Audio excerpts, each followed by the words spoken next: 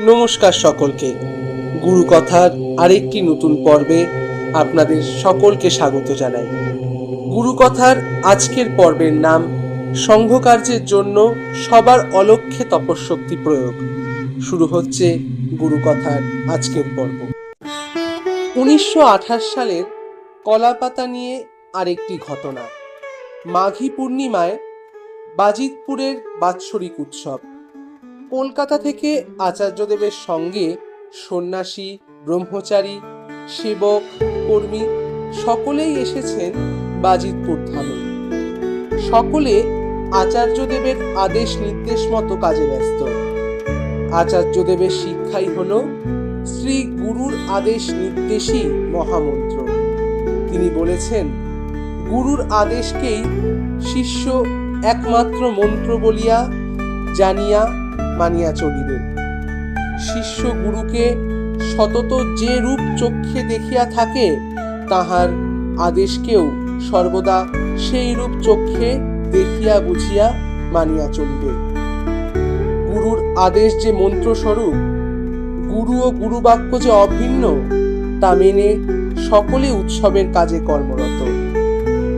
গুরু মহারাজ তার ঘরে ধ্যানস্থ। গৃহীভক্ত রমেশ দাস উৎসবে স্বেচ্ছাসেবক রূপে কাজ করছেন। এক সময় সে এসে গুরু মহারাজকে দূর থেকে প্রণাম জানায়। গুরু মহারাজের ধ্যান ভেঙে যায়। এরপর সে বলে, এক নমশূদ্র 10,000 কলাপাতা কেটে এনেছে। 3 টাকা হাজার হিসাবে 30 টাকা তাকে দিতে হবে।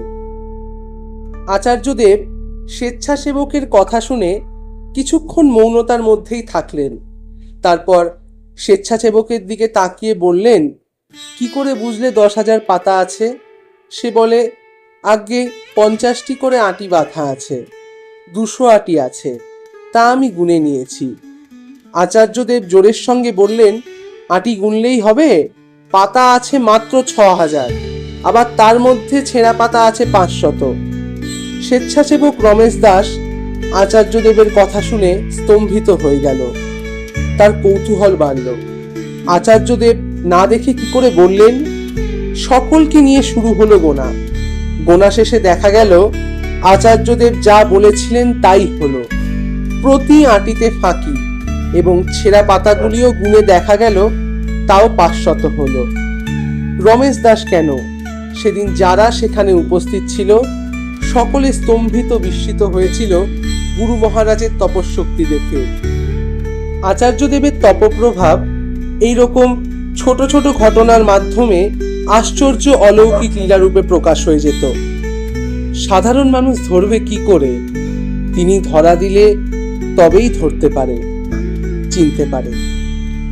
শুনছিলেন গুরুকথার আরেকটি পর্ব, যার নাম সংঘকার্যের জন্য সবার অলক্ষ্যে তপঃশক্তি প্রয়োগ। ঘটনাটি আমরা নিয়েছি ভারত সেবাশ্রম সংঘ থেকে প্রকাশিত স্বামী প্রণবানন্দজির সাধনা ও অলৌকিক লীলা থেকে। আপনারা সবাই ভালো থাকবেন, সুস্থ থাকবেন, জুড়ে থাকবেন গুরুকথা চ্যানেলের সঙ্গে। গুরু কৃপা হি কেবলম শোনার জন্য অসংখ্য ধন্যবাদ।